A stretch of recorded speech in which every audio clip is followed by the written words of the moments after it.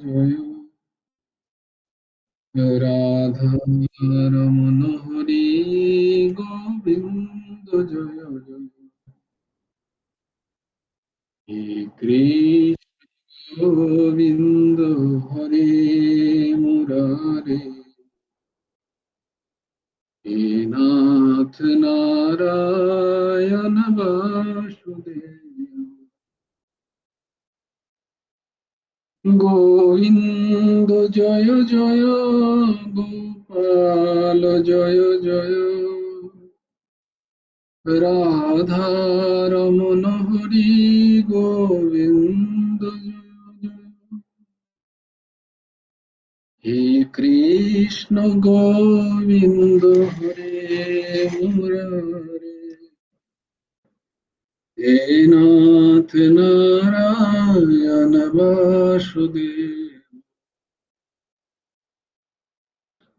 গোবিন্দ জয় জয় গোপাল জয় জয়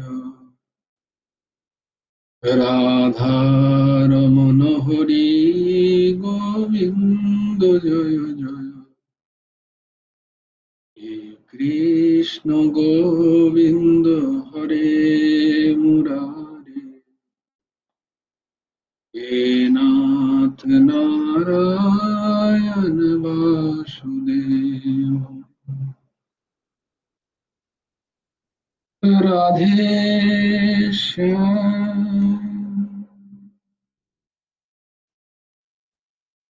রাধে শ্যাম শ্যাম শ্যাম রাধে রাধে রাধে কৃষ্ণ রাধে কৃষ্ণ কৃষ্ণ কৃষ্ণ রাধে রাধে রাধে শ্যাম রাধে শ্যাম শ্যাম শ্যাম রাধে রাধে রাধে কৃষ্ণ রাধে কৃষ্ণ কৃষ্ণ কৃষ্ণ রাধে রাধে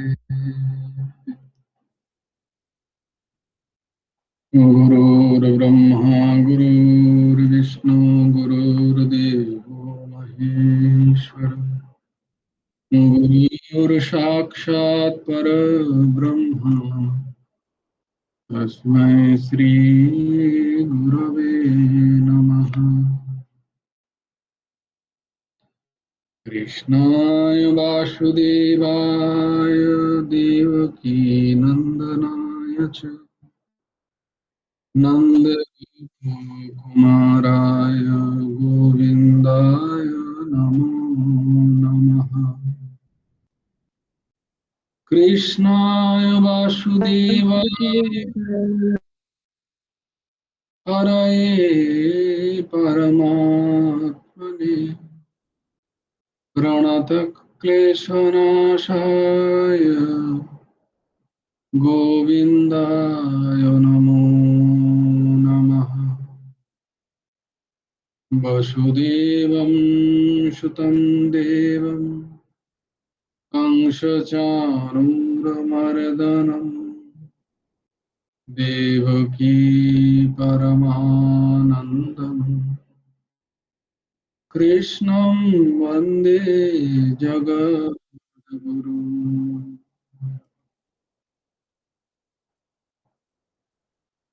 धर्मक्षेत्रे कुरुक्षेत्रे समवेतायुयुत्सव मामकाः पाण्डवश्चैव किम् अकुर्वत सञ्जय यत्र योगेश्वरः कृष्णो यत्र पार्थो धनुर्धरः तत्र श्रीर्विजयो भूतिर्ध्रुवा नीतिर्मतिर्मम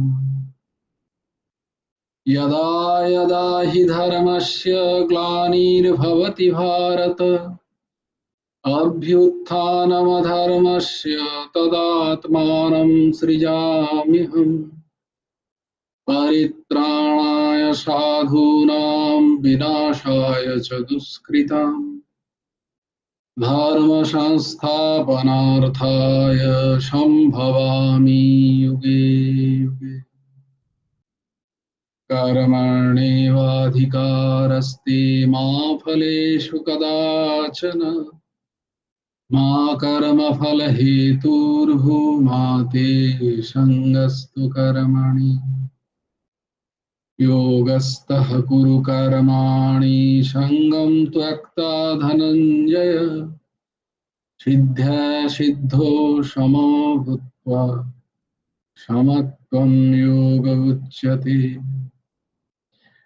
विहाय कामान्यः सर्वान् पुंश्चरति निःस्पृहः निर्ममो निरहङ्कारः स शान्तिम् अधिगच्छति तमेव शरणं गच्छ सर्वभावेन भारत तत्प्रसादात् परां शान्तिं स्थानं प्राप्स्यसि शाश्वतम् तद्विद्धि प्रणिपातेन परिप्रश्नेन सेवया उपदेक्षन्ति ते ज्ञानं ज्ञानिनः तत्त्वदर्शिनः श्रद्धावान् लभते ज्ञानं तत्परः संयतेन्द्रियः ज्ञानं लब्धा परां शान्तिम् अचिरेणाधिगच्छति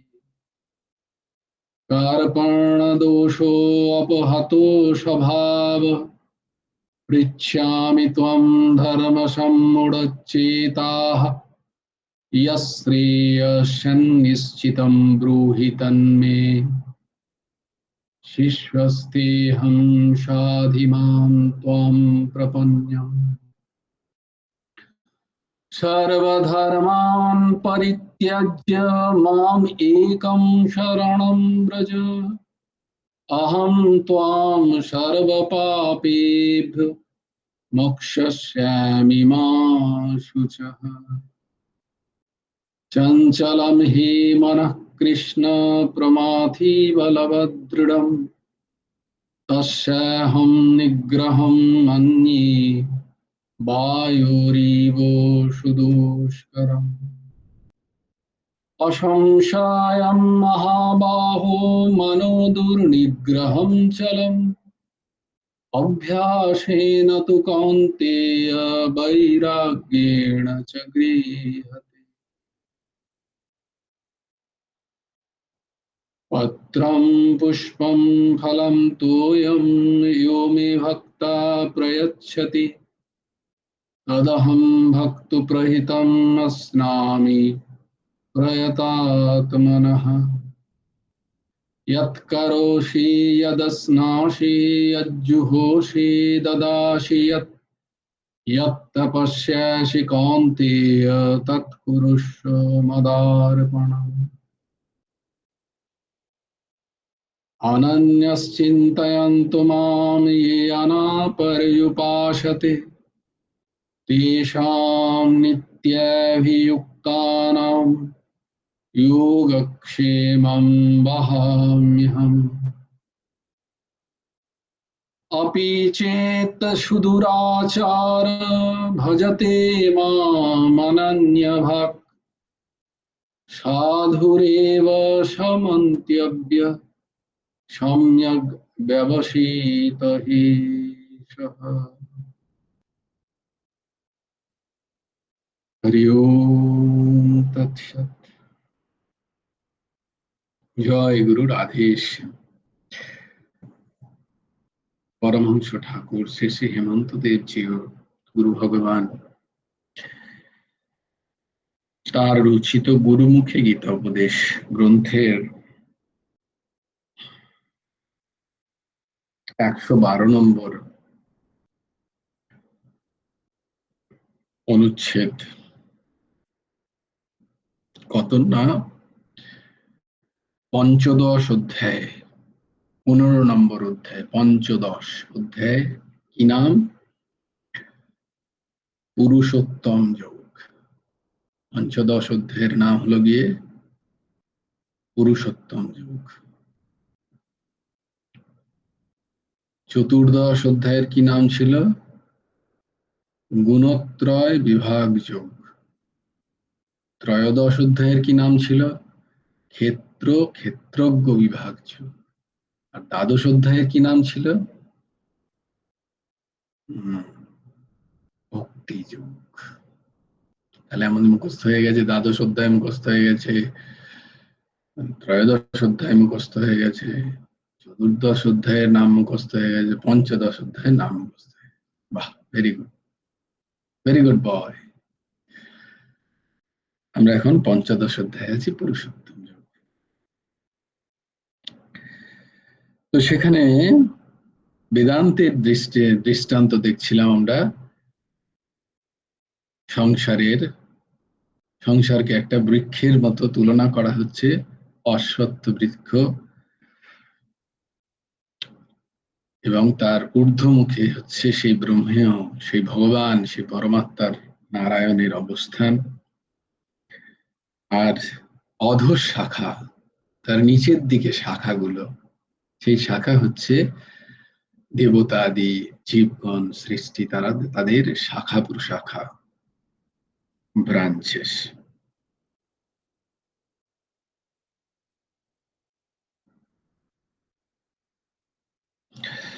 ছন্দ অর্থাৎ বেদ, ওই সংসার অশ্বত্থের পল্লব স্থানীয়।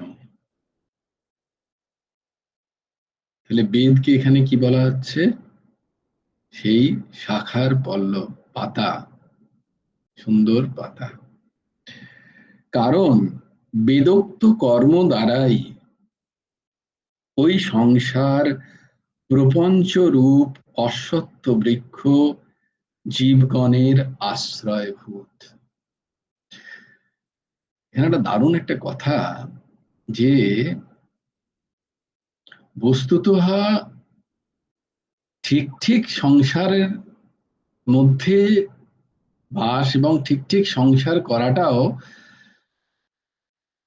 বেদ যুক্ত যে ধর্মের অনুশীলন, বেদ কথিত যে ধর্মের অনুশীলন, বা বেদ কথিত যে সমস্ত কর্মকাণ্ডের অনুশীলন, প্র্যাকটিস, অনুশীলন মানে প্র্যাকটিস, বা সেটাকে সেটাকে যারা ফলো করেন, তারাই ঠিক ঠিক সংসারের ওই বৃক্ষে অবস্থান করছেন। বাকি যাদের বেদ প্রতিপাদিত কর্ম বিহীন যাদের জীবন, তারা তো ঠিক ঠিক সংসারটাও করছেন না।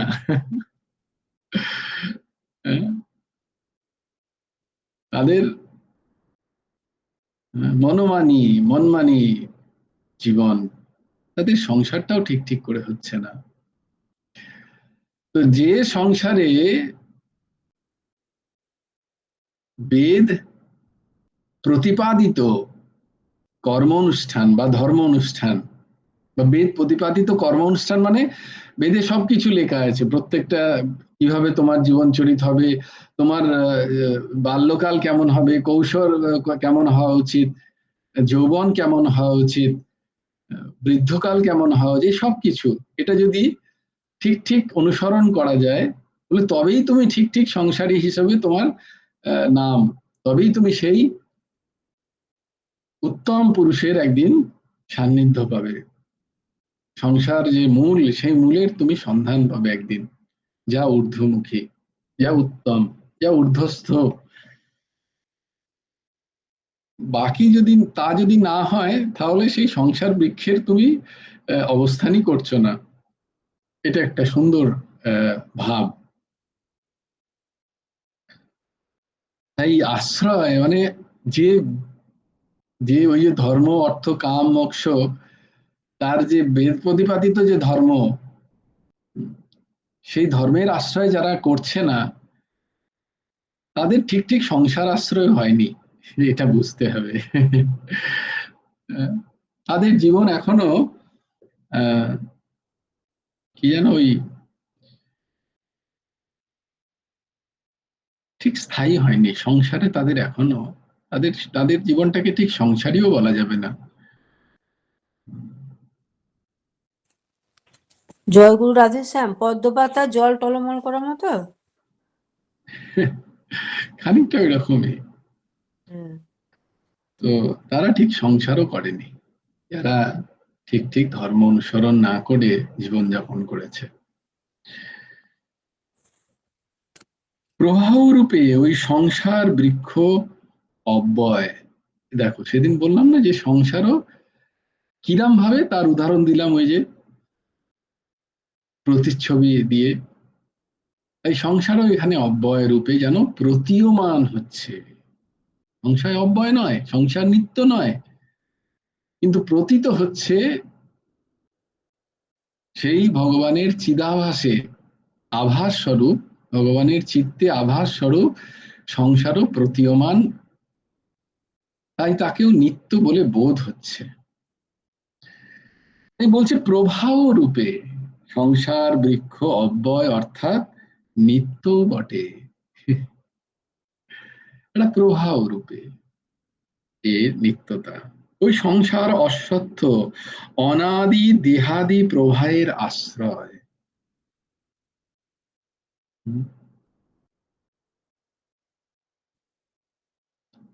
কারণ আমরা জানি না যে সংসার কবে তৈরি হয়েছে, কবে এইভাবে জীব কত কত দেহ ধারণ করছে, কবে থেকে শুরু হয়েছে, কেউ জানে না। কারণ যেমন ভগবানের অস্তিত্ব যখনই বোধ হচ্ছে, তখনই সংসারের অস্তিত্ব বোধ হচ্ছে জীবের। তাই কেউ জানে না যে কখন এই সংসার তৈরি হয়েছে, আদি কবে। তাই একে অনাদি হিসাবে, তার প্রতীয়মানতা, তার আভাসের কারণে, তাই সংসারকেও অনাদি বলে বোধ হচ্ছে। অশ্বত্থ অনাদি দেহ আদির প্রবাহ চলছে, একটা প্রবাহ চলছে, এবং সেই প্রবাহের আশ্রয়, ঠিক ঠিক আশ্রয় হচ্ছে ওই বেদ বেদ দ্বারা কথিত যে ধর্মপ্রবাহে যারা আশ্রয় নেয়। অথচ শীঘ্র বিনাশশীল, কিরকম সরে গেলি, চলে গেল, আর আমি দেখতে পাচ্ছি না প্রতিচ্ছবি। তো শীঘ্র বিনাশশীল বলে অশ্বত্থ নামে অভিহিত হয়। তরঙ্গের আঘাতে তীর ও মৃত্তিকা ক্ষয় হলে শিথিল মূল বায়ুবেগে অর্ধ উন্মিলিত গঙ্গা তীরবর্তী অশ্বত্থ বৃক্ষের সাথে এর উপমা দেয়া হচ্ছে। কি সুন্দর উপমা! যেমন ধরো, কোনো অশ্বত্থ বৃক্ষে গঙ্গার পাড়ে, সে জলের প্রবাহে, কন্যা কুসুমা বলো। জয়গুরু রাধেশ্যাম, ওই জায়গাটা আর একবার বলবেন? আরেকবার বলবো না, বলবো না।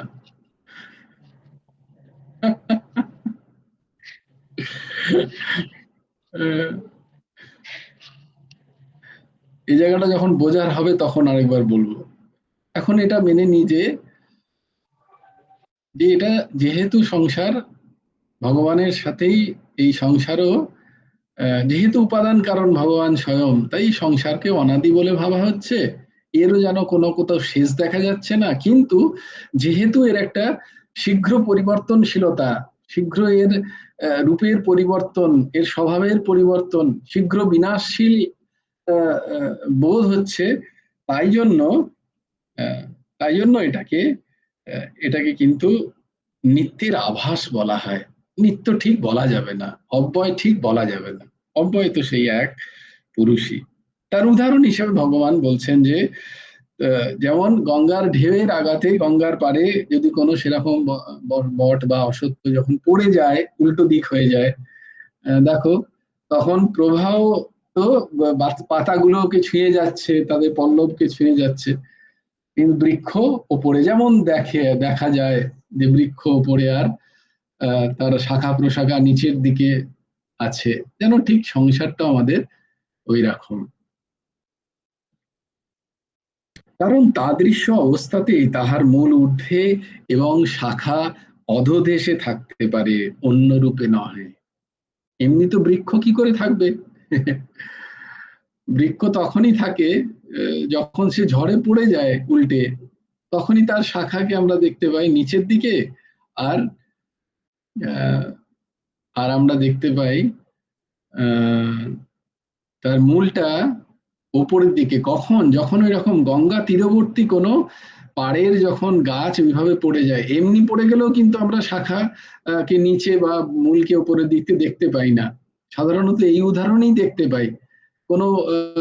কোনো নদীর তটে যখন গাছ উল্টে যায় তখনই তাকে দেখতে পাই গাছটা একদম এরম ভাবে হয়ে আছে, তাই না? এমনি ভাবে গাছও যদি উপড়ে যায়, তার তো দুটোই একই জায়গায় থাকে, সমতল ভূমিতে। শাখা ঊর্ধ্বে তো দেখা যায় না, শাখা তো একই সমতল ভূমিতে দেখা যায়, এবং তার মূলও সমতল ভূমিতে একই জায়গায় যদি উপড়ে পড়ে যায়। কিন্তু নদীর তটে যদি কোনো গাছ এরম ভাবে উপড়ে যায়, তখন সেই সমস্ত গাছে মাঝে মাঝে দেখা যায়, অথচ একটুখানি লেগে আছে, হয়তো এখনো পুরোটা বয়ে যায়নি, তাদের ওরকম দেখা যায়, তাই না? মাঝে মাঝে যে তাদের ঊর্ধ্বে মূল আর নিচে অর্ধ শাখা বলে। এইটার একটা চিন্তন করো সংসারটাকে এরকম। ঋক যজু সামরূপ কর্মকাণ্ড তত্ত্ব বস্তুর আচ্ছাদক।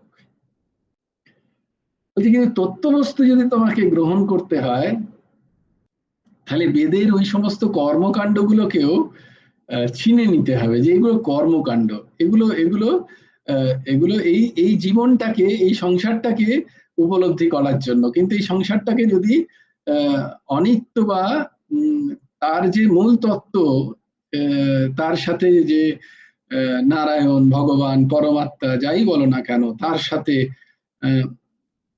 যে কি সম্পর্ক আছে, কি যা তার তত্ত্ব তো যদি বুঝতে হয়, তাহলে বলছে যে বেদের যে প্রথম তিনটে ভাগ, ঋক, সাম, যজু, এতে শুধুই কর্মকাণ্ডের কথা লেখা আছে। সংসার বৃক্ষের রক্ষক বলে এই মায়াময় সংসার বৃক্ষের পর্ণস্থান। বলছে এরা সংসার বৃক্ষের রক্ষক। দেখো, সংসার বৃক্ষ কেন কেন এখানে এরকম কথা বলা হচ্ছে, যে যদি ঠিক ঠিক সংসারই না হয়, যদি ঠিক ঠিক সংসারটাকে না বোঝা যায়, ঠিক ঠিক তত্ত্ব জ্ঞানও বোঝা যাবে না, অত সোজা নয়। সংসারের স্বরূপ না বুঝলে ভগবানেরও স্বরূপ বোঝা কঠিন। এই জন্য বলা হচ্ছে যে তুমি যদি ওই বৃক্ষের পল্লবকে ঠিক ঠিক না চিনতে পারো, তাহলে বৃক্ষের মূলেও কখনো পৌঁছতে পারবে না। তাই তাই গুরু ভগবান বারবার এই কথাটা বলেন যে না না, এই সবের মাঝেই আছেন তিনি, এ আলাদা করে কিছু নেই। ঠিক একই কথা স্বামী বিবেকানন্দ বলছেন যে যে এই সংসারে থেকে পূর্ণ সংসারের মধ্যে ওতপ্রোত ভাবে ভোগ সামগ্রীতে মিলে গেছে, সেও হারিয়ে ফেলেছে। আবার যে এই সংসারকে ছেড়ে দিয়ে শুধু হিমালয়ে গিয়ে বসে আছে, বলে সেও হারিয়েছে। তারও সময় লেগে যাবে অনেক, দুজনেরই সময় লেগে যাচ্ছে। দুজনেই ঠিক ঠিক করে তত্ত্বের ঠিক বসে বিষয়টা বুঝতে পারছে না, সময় লাগছে অনেক। সে ভাবছে যে তপ করে মানে প্রচন্ড কৃচ্ছ সাধন করেই বোধহয় আমি তত্ত্বজ্ঞান বুঝে যাব, তা কিন্তু হওয়ার নয়, তা কিন্তু হওয়ার নয়। এটাই বলার উদ্দেশ্য। এটা বুঝবো আমরা আসলে, এটা খুব একটা উচ্চ পর্যায়ের বিষয়। সংসার বৃক্ষের রক্ষক বলে মায়াময় সংসার বৃক্ষের পর্ণস্থানীয় কারা কারা? না, বেদের কর্মকাণ্ড রূপ এই যে তিনটে ভাগ, ঋক, যজু এবং সামবেদ। বিদক্ত কর্ম দ্বারা সংসার অশ্বত্বের শেখ করা হয়। সংসার অশ্বত্থকে যদি টিকিয়ে রাখতে হয় ঠিক ঠিক করে, তাহলে বলছে বেদের এই তিনটে যে ভাগ এবং তাতে যে কর্মকাণ্ডের কথা লেখা আছে, তাতে যে ধর্মাচরণের কথা লেখা আছে, তাতে যে জীবন ধারণের দিগদর্শন আছে, সেইটিকে কিন্তু অনুসরণ করতে হবে। সেটাই কিন্তু ঠিক ঠিক সংসারটিকে টিকিয়ে রাখার মূলধন। আর ব্রহ্মজ্ঞান, ব্রহ্মজ্ঞান যা বেদান্ত, যা উপনিষদ, যা পরবর্তীকালে আমাদের ব্যাসদেব, ব্যাস ভগবান বেদের চতুর্থ কাণ্ড লিখছেন, অথর্ববেদ, সেটা জ্ঞানমূলক, ব্রহ্মজ্ঞানমূলক, তত্ত্বজ্ঞানমূলক। তাই জন্য একে বেদান্ত বলা হয়, উপনিষদ বেদান্ত। বেদের তত্ত্বজ্ঞানমূলক যে সমস্ত অংশ, বলে সেই ব্রহ্মজ্ঞান দ্বারা এই সংসার বৃক্ষের উচ্ছেদ হয়। তাহলে ঠিক ঠিক সংসারটাকে না চিনলে সংসার কিন্তু উচ্ছেদ হবে না ঠিক ঠিক। এটা কিন্তু খুব খুব দারুণ একটা কথা, এটাকে কিন্তু তোমরা মাথায় রেখো ভালো করে। বলে কিরকম, এর উদাহরণটা এরকম যে প্রচন্ড তাপদাহে, প্রচন্ড যখন তাপদাহ মানে প্রচন্ড গরম পড়ে যখন দেখবে, তখন কি হয়, মাঠের যত ঘাস আদি সব জ্বলে যায়। জ্বলে গিয়ে কি হয়, তার উপর দিয়ে যদি আমরা হাঁটতে থাকি, কেউ হাঁটছে চলছে, তো দেখা যায় ওখানটা একদম সাদা হয়ে গেছে মাটি, যেন ওখানে আর কোনো ঘাস নেই। এরম বোধ হয় তো, এরম বোধ হয়। বড় বড় যে সমস্ত পাহাড় পর্বত গুলোতেও সেখানে শুধু পাহাড়কে দেখা যায়, তখন সেখানে কোনো গাছপালা আর দেখা যায় না, কারণ তারা শুকিয়ে যায়। শুকিয়ে গিয়ে এমন অবস্থা হয়, মনে হয় যেন সেখানে কোনো গাছপালা আর নেই, তাই তো মনে হয়। কিন্তু সেটাই আবার যখন ধরো একটু একটু বৃষ্টি পড়তে শুরু হলো, বর্ষাকাল এলো, ওই ওই জায়গায়, ওই ফাঁকা মাঠেই একদম যেখানে সাদা হয়েছিল, মাটি হয়েছিল, সেখান থেকেই দেখো গাছ জন্মাচ্ছে। কোথা থেকে এলো? কেউ তো গিয়ে ঘাসের বীজ ছড়ায়নি ওখানে, আমরা কি ছড়িয়েছি? না। তাহলে এলো কোথা থেকে? তাহলে এলো হচ্ছে, তার মানে ঘাসের তখন যেটা বোধ হচ্ছিল যে নেই, তা কিন্তু নয়। নেই এর বোধ কিন্তু তখন বোধ হচ্ছিল, কিন্তু সত্যিকারের নেই কিন্তু তা ছিল না, তার মূল রূপে কোথাও না কোথাও বীজ রূপে সে অবস্থান করছিল ওখানে। তাই যখনই সে জল পেল, তখনই সেখান থেকেই সেই বীজই, সেই মূলই আবার নতুন পল্লব প্রসারিত করে, নতুন পাতা প্রসারিত করে সে আবার আমাদের কাছে দৃষ্টিগোচর হলো, আমরা দেখতে পাচ্ছি, তখন সবুজ হয়ে গেল জায়গাটা। তো এর মানে হচ্ছে গিয়ে যে ঠিক ঠিক ধর্মাচরণ না করে যদি জীবন গঠন না হয়, তাহলে ঠিক ঠিক ব্রহ্ম বোধ, ব্রহ্ম যে তত্ত্বজ্ঞান, সেটাও কিন্তু হবে না। তাই কর্মের প্রয়োজন আছে, যে কর্ম, যে বেদবিহিত যে কর্ম, যে ধর্মাচরণ, ঠিক ঠিক ধর্ম দ্বারা নিয়ন্ত্রিত যে কর্ম, সেটি যদি না হয়, তাহলে আমার সেই পাত্রতাই তৈরি হবে না, যেখানে আমি আমার সংসারটাকে বা আমি ওই ঘাসটাকে চিনে ঘাসটাকে মূল সমেত উঠিয়ে ফেলতে পারবো, যাতে না সে আর গজায়। তাই জন্য যখন আমি ব্রহ্মজ্ঞান নেব, আমি যখন তত্ত্বজ্ঞানের কথা শুনবো, তখন আমার মাঝে মাঝে মনে হবে যে না, আমার মধ্যে আর কোনো আসক্তি নেই, আমার মধ্যে কোনো রাগ নেই। আমার রাগ মানে অ্যাটাচমেন্ট যেন আমার মধ্যে আর নেই। আমি চিনে গেছি, আমি বুঝে গেছি, আমি ব্রহ্মজ্ঞানী হয়ে গেছি, আমার মধ্যে সমস্ত কামনা বাসনা মিটে গেছে। বলে না না, খুব সাবধান। সেই সময় যদি তোমার জীবন ধর্ম দ্বারা পরিচালিত না হয়, তাহলে বিষয়রূপ জল যদি বিষয়রূপ মনের অনুকূল রূপ, মনের অনুকূল রূপ বিষয়, মনের অনুকূল রূপ পরিস্থিতি, মনের অনুকূল রূপ ব্যক্তি যদি কখনো এসে যায়, তখন ওই বৃষ্টির জলের মতো সেই যে নিজের চিত্তে প্রথিত, নিজের চিত্তের ভেতরে যে কামের কাম বাসনার যে বীজ লুকিয়ে ছিল, সে আবার হারা ভরা হয়ে হতে থাকবে। তুমি বুঝতেই পারবে না কখন আবার ওই সেই কামনা বাসনা দ্বারা বদ্ধ হয়ে গেছে মন। তাই জন্য বলছে যে ধর্মাচরণ অতি প্রয়োজন, যা তোমার বিবেককে জাগৃত করবে, যা তোমার পাত্রতা তৈরি করবে। তাই জন্যই এই যে চতুর্বর্গের কথা বলা হয়, ত্রিবর্গ থেকে চতুর্বর্গ, চতুর্বর্গের যে কথা বলা হয়, যে ধর্ম আগে, তারপরে অর্থ, তারপরে কাম, তারপরে মোক্ষ। এই যে চতুর্বর্গের কথা, সমস্ত মনুষ্য দেহধারী জীবের জন্য এইভাবে মুক্তির কথা বেদবিহিত বলা হয়। চতুর্বর্ণ চতুর্বর্গের কথা বলা হয়, এইভাবে চতুরাশ্রমের কথা বলা হয়। এই চতুর্বর্গ লাভটা আমাদের প্রয়োজন আছে। যে যে যে সন্ন্যাসী, যে হয়তো প্রথমেই মোক্ষ প্রাপ্ত করতে চায়, তাকেও কিন্তু আগে গুরু শরণে গিয়ে, আচার্য শরণে গিয়ে ধর্মের আচরণ শিক্ষা করে নিতে হয়, যে ঠিক ঠিক ধর্মাচরণ আমার দ্বারা হচ্ছে কিনা, আমার দ্বারা হয় কিনা,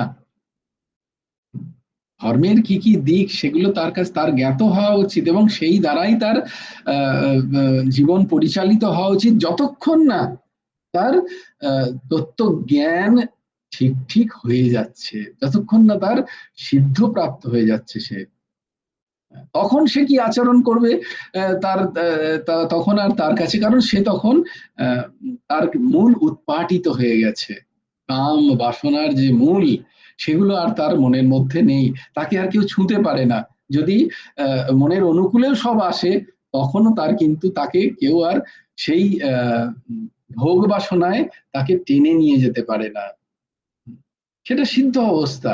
কিন্তু প্রথম দিকে সবাইকে কিন্তু ধর্মাচরণ করতেই হবে, যেটা বেদ বিহিত, যেটা বেদ প্রতিপাদিত, যা বেদ বলছে কিভাবে কিভাবে জীবন চরিত হওয়া চাই, কিভাবে কর্মকাণ্ড, কিভাবে কর্মের মধ্যে আমাদের থাকতে হবে, কোনটা কর্ম। আমরা এর আলোচনা করেছি গীতায়, তাই না? কর্ম কি, অকর্ম কি, বিকর্ম কি, এর বিশদ আলোচনা হয়েছে। না না, ভয় খেও না, আমি ধরবো না। তো প্রশ্ন হচ্ছে গিয়ে এটা আমাদের জানা দরকার, এটা সবাইকে জানা দরকার। হ্যাঁ, সেটা না জেনে, এবং সেটা শুধু জানা নয়, সেটার অনুশীলন না করে যদি আমরা তত্ত্বজ্ঞানের কথা শ্রবণ করি, বা তত্ত্বজ্ঞানের কথা যদি আমরা যদি নিজেদের জীবনে পালনও করতে চাই, তাহলে কিন্তু হবে না ঠিক ঠিক। কোথাও না কোথাও একটা ভ্রান্তি থেকে যাবে, কোথাও না কোথাও একটা যেন অভিনয় হয়ে যাবে, সেটা যেন না হয়। তাই জন্য ধর্মাচরণ আগে দরকার। কারুর কেউ তত্ত্বজ্ঞানে আচরণ করছে ধরো, আর তার মধ্যে ধর্ম আচরণ নেই, বেদবিহিত আচরণ নেই, তাহলে খুব সাবধান কিন্তু সেই সমস্ত ব্যক্তির কাছে। সে তত্ত্বজ্ঞানের খুব আলোচনা করছেন, অথচ তার মধ্যে ধার্মিক ব্যবহার নেই, খুব সাবধান। খুব সাবধান।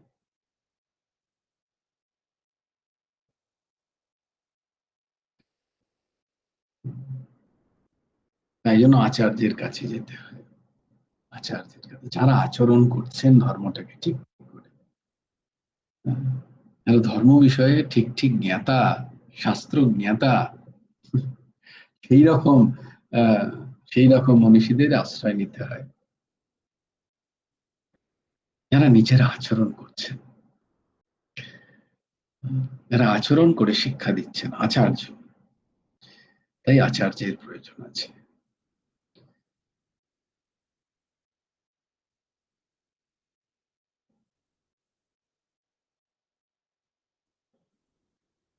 কারণ আগে যদি আমরা বেদ যে কর্মকাণ্ডের কথা বলছেন, যে ধর্মাচরণের কথা বলছেন, সেই ধর্ম আচরণ যদি ঠিক ঠিক না হয়, তাহলে তত্ত্বজ্ঞান করা হতো, তত্ত্বজ্ঞান কখনো সম্ভব নয়।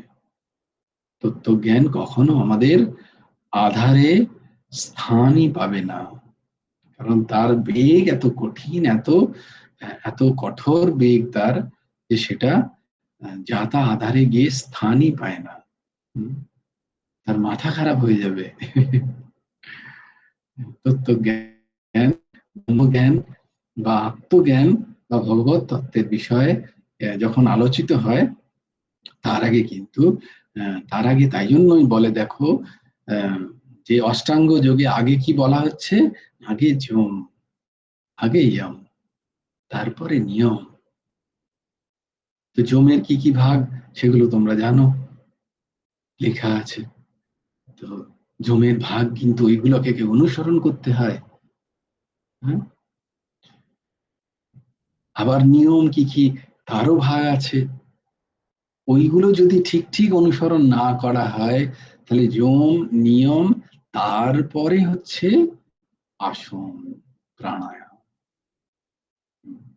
তারপরে আসন প্রাণায়াম, তারপরে হচ্ছে ধ্যান, প্রত্যাহার, ধারণা, প্রত্যাহার, সমাধি। হ্যাঁ, তো বলছে যে ধারণা করো, ধ্যান করো, অথচ আমার যম নেই, নিয়ম নেই, মাথা খারাপ হয়ে যাবে, পাগল হয়ে যাবে ধ্যান করতে গিয়ে।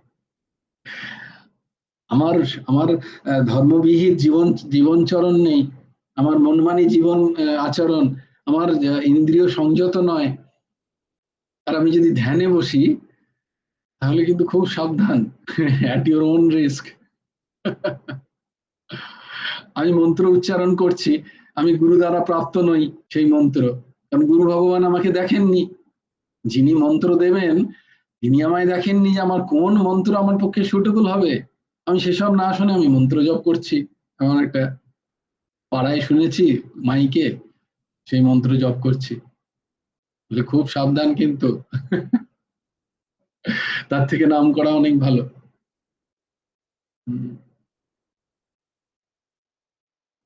এই জন্য এই জন্য আচার্য, যিনি আচরণ করছেন, যিনি তত্ত্বজ্ঞানী, যিনি শাস্ত্রর জ্ঞাতা ঠিক ঠিক, তার কাছে যেতে হয়, তদ্বিদ্ধি প্রণিপাতেন করতে হয়, হীন পরিপ্রশ্নেন সেবায়া, আমার জন্য কোনটা ঠিক আমাকে সেই রাস্তা দেখান। তখন তিনি কি করবেন, হ্যাঁ, উপদিক্ষন্তি তে জ্ঞানম জ্ঞানিনা তত্ত্বদর্শিনা, তিনি তোমার জন্য যে উপযোগী রাস্তা, যে মার্গ, যে পথ, সেইটা দেখাবেন। ব্যাস সেইটিকে নাও আর সেটাতে চলো, অন্য রাস্তা দেখে নিজের রাস্তার চলাটাকে আটকে দিও না, এইটা হচ্ছে কথা।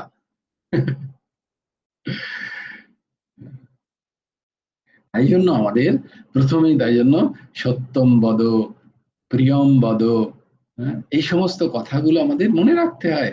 আমাদের আচার্যরা প্রথমেই বলেন সত্য কথা বলো, ভালো হও, নিষ্ঠাবান হও, নিজের একান্তকে শুদ্র, সুন্দর হও, নাম জপ করো, ভগবানের ভক্তি আনো, অপরের সেবা করো। এগুলো কি, এগুলো ওই বেদ পাদিত যে সমস্ত ধর্মের কথা। এগুলো যদি না হয়, আর আমাকে, আমি তত্ত্বজ্ঞান, আমি এই দেহ নই, আমি ব্রহ্ম যদি বলতে থাকি, তাহলে ওটা মিথ্যা কথন হয়ে যাবে, ওটা ঠিক ধারণ হবে না আমার। ওটা ঠিক ধারণা হবে না। আমাকে হয়তো কেউ জিজ্ঞেস করলো, আমি বলে দিলাম, কিন্তু দেখলাম যে আমার মধ্যে সেই আচরণ নেই, তাহলে কিন্তু সেই ভেতরে ভেতরে ভাববে যে না, এ তো ওপর থেকে বলছে এগুলো, গীতায় পড়েছে হয়তো, তাই জন্য ওপর থেকে বলছে। এর সেই বোধ নেই, এর সেই উপলব্ধি নেই। তাই ধর্ম আচরণ, আগে আচরণ করতে হয়। ধর্মের আচরণ, কর্মকাণ্ড মানে হচ্ছে এইগুলোই কর্মকাণ্ড, যে আমি কিভাবে উঠছি, কিভাবে বসছি, আমার কি আহার হচ্ছে, পঞ্চ ইন্দ্রিয় দ্বারা আমার কি আহার, আমার সেই বিবেক ঠিক ঠিক খুলছে কিনা, এগুলোই কর্মকাণ্ড। এগুলোই তো যোগ্য, নিজের জীবনটাকে তৈরি করাই তো যোগ্য একটা, তাই না? নিজের জীবনে আমি কি আহুতি দিচ্ছি, প্রত্যেকদিন আমি কি আহুতি দিচ্ছি আমার এই কর্মযজ্ঞে। ঠিক সময় বলে, এটা কে করতে পারে বলে, একটা মনুষ্য শরীরই করতে পারে। মনুষ্যতর শরীরের এটা করার ক্ষমতা নেই। বেদ প্রতিপাদিত বিষয় এই সমস্ত কর্মকাণ্ডগুলো অনুসরণ করা মনুষ্যতর যারা জীব, মনুষ্য শরীর যাদের নেই, তাদের পক্ষে সম্ভব নয়। তাই জন্য কেউ যদি উদাহরণ দেয়, এই তো সবাই করছে, বলে তাদের কি মনুষ্য পদবাচ্য বলা যাবে? বলে না, কারণ তারা ঠিক ঠিক সংসারটাকেই এখনো চেনেনি। সেই সংসারের যে বৃক্ষ, সেই বৃক্ষ তখনই তারা চিনতে পারবে যখন তারা বেদ প্রতিপাদিত কর্মকাণ্ডের অংশ হবে, ঠিক ঠিক অনুশীলন করবে তাদের জীবন আচরণ। তখনই তারা সেই সংসারটাকে চিনতে পারবে, তখনই তারা ঊর্ধ্বমুখে যেতে পারবে সেই পরমাত্মাকে, সেই ভগবানকে, আর সেই নারায়ণের সান্নিধ্য প্রাপ্ত হওয়ার জন্য। जय जय श्री राधे, जय जय श्री सीताराम, हर हर महादेव। भज गुरु हेमंत देव राधेश्याम, जप हरे कृष्ण हरे राम, जय गुरु राधेश्याम, राधेश्याम राधेश्याम, श्याम श्याम राधे राधे, राधे कृष्ण कृष्ण कृष्ण राधे राधे। जय गुरु राधेश्याम, श्री गुरार्पणमस्तु, श्री हेमंत देवार्पणमस्तु। জয় গুরু রাধেশ্যাম, সবাই ভালো থেকো, সুন্দর থেকো, সুস্থ থেকো।